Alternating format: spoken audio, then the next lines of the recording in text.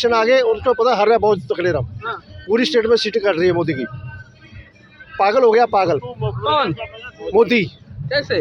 पागल ही है और क्या। हाँ। लोकतंत्र में विपक्ष का होना जरूरी है या नहीं है? मैं साहब से पूछना चाह रहा हूँ जो गद्दी पे बैठे हुए हैं कि साहब तानाशाही आप ज्यादा कर रहे हैं, हाँ। ये आप विपक्ष की आवाज क्यों नहीं उठाने दे रहे? क्यों आप सीबी और ईडीआई का गलत यूज कर रहे हैं? आज जो आवाज उठाने जा रहा है, कभी आप हम आपको बता दें कि लगातार हम रामलीला मैदान से आपको लाइव दिखा रहे हैं और लोगों की आने की हुजूम है। सत श्री अकाल जी, कहाँ से हो आप लोग? फरीदकोट तो फरीदकोट। क्या लग रहा है आप लोग को रामलीला मैदान? से आया हल्का कोटपुरा, सारा करतार सिंह संधवा दे हल्के विचों आए हैं, जो स्पीकर विधानसभा पंजाब है। अभी यहाँ पे रामलीला मैदान में बुलाया गया आप लोग को? बुलाया नहीं, हम अपनी चाह से आए, किसी ने बुलाया नहीं। हम अपनी, क्योंकि हमारा काम बहुत अच्छा हो रहा है, मैं खुद ब्लॉक इंचार्ज हूँ, ठीक है। हल्का कोट में पड़ता है मेरा, 15 गांव है, एकदम पूरा फिनिश हो रहा है काम पूरे गांव का, और 10 साल में काम नहीं हुआ जो अभी सरकार ने 2 साल में किया। अभी ऐसा क्या हो गया कि केजरीवाल जी को जेल में डाल दिया? मोदी की चाल है सर। हाँ, वो तो ईडी किया है ना। ईडी ने थोड़ी किया, मोदी की चाल है, मोदी ने पैसे दिए उसको। अच्छा। ईडी कौन कहता है ईडी ने सीधा किया?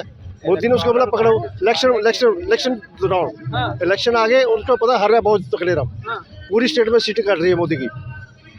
पागल हो गया, पागल कौन? मोदी कैसे?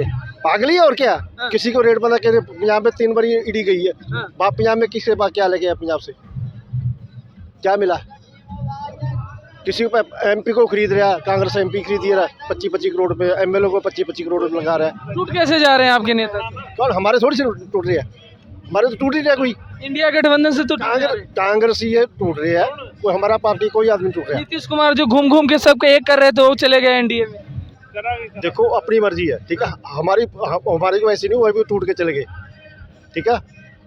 क्या लग रहा है कि ये जो भीड़ आज जुट रहा है दिल्ली में, इससे केजरीवाल जी को राहत मिलेगा? बिल्कुल मिलेगा, और 2-4 दिन में आपको पता लग जाएगा। हाँ, क्या यहाँ से संदेश देना चाहेंगे? हम तो यही सभी पूरे भारत को मैं यही स्नेह चाहता हूँ कि केजरीवाल की मदद करो, प्रॉपर जो सच्चाई में जो सही काम करता है उसके साथ चलो। देश की युवा क्या सोचता है? देश की युवाओं के बेस पे सबसे पहले तो मैं आपका धन्यवाद करता हूं कि आपने हमारी आवाज़ उठाने का काम किया है। जी। 75 साल में जब से देश आज आज़ाद हुआ है, हाँ। विपक्ष की इतनी बुरी हालत कहीं नहीं है। हाँ। क्या विपक्ष को बोलने भी नहीं दिया जा रहा? हाँ। लोकतंत्र में विपक्ष का होना जरूरी है या नहीं है? मैं साहब से पूछना चाह रहा हूं जो गद्दी पे बैठे हुए हैं कि साहब तानाशाही आप ज्यादा कर रहे हैं, हाँ। ये आप विपक्ष की आवाज़ क्यों नहीं उठाने दे रहे? क्यों आप सीबी और ईडीआई का गलत यूज कर रहे हैं? आज जो आवाज उठाने जा रहा है, कभी आप अपना ऑपरेशन लोटस चला देते हैं, हाँ। कभी आप अपने जो सीबीआई जो अपने संवैधानिक संस्था है इनका गलत यूज कर रहे हैं। हाँ। किस लिए? अगर आप सही हैं तो आप इन चीज़ों का गलत यूज क्यों कर रहे हैं? मैं मीडिया के माध्यम से ये बोलना चाहता हूँ कि विपक्ष को ना दबाया जाए, क्योंकि लोकतंत्र में विपक्ष की बहुत बड़ी भूमिका है, बहुत बड़ी भूमिका है। और विपक्ष जब नहीं, मैं आपको बताना चाहता हूँ, जब किसी चीज की अति हो जाती है तो एक क्रांति का रूप लेती है। हाँ। और वो क्रांति आप रामलीला मैदान में देख रहे हैं। हाँ। धीरे धीरे जो इंडिया गठबंधन है, सब एकजुट हुए हैं। हाँ। किसी शासक की, किसी राजा की तानाशाही हम नहीं चलने देंगे। हाँ। अपनी आवाज को ऊपर उठाएंगे, और सभी मेरा मीडिया के माध्यम से सभी से एक निवेदन है कि कृपया अभी नहीं हाँ। तो कभी नहीं, अगर आप अपनी आवाज नहीं उठा सकते तो कहीं ऐसा ना हो कि रशिया बनने में हमें कुछ ज्यादा समय ना लगे। आज चुनाव होंगे पर नाम मात्र के होंगे, आप अपनी आवाज नहीं उठा पाएंगे, आप अपनी चीजों को बता नहीं पाएंगे। मेरा आपसे विनम्र निवेदन है कि कृपया आप मीडिया का भी हमें सहयोग मिले और इस आवाज़ को बड़े ऊंचे लेवल पे उठाया जाए, ताकि विपक्ष की एक भूमिका बनी रहे।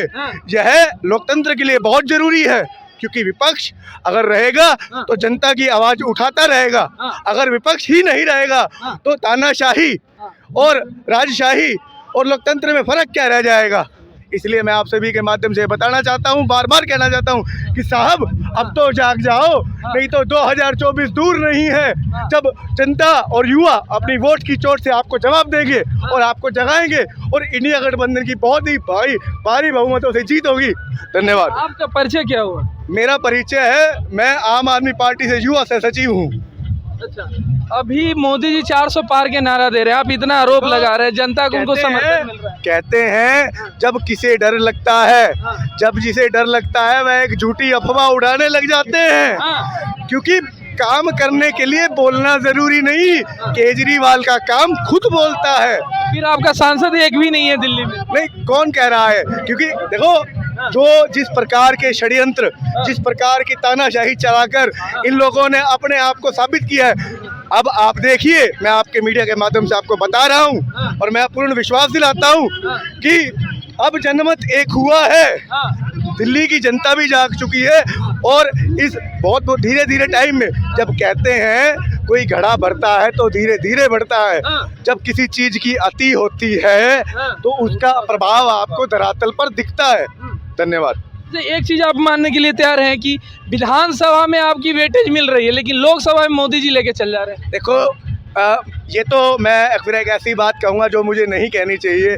किसी चीज को बढ़ावा देने के लिए अगर अपने मुंह से ही लोगों को गुणगान करना पड़े तो इसका मतलब खाली बोलना ही है।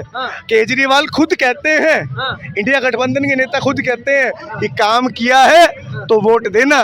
कौन सा ऐसा नेता है, कौन सा ऐसा आपके राजनीतिक दल है जो ये कहते हैं कि अगर मैंने काम किया तो देना?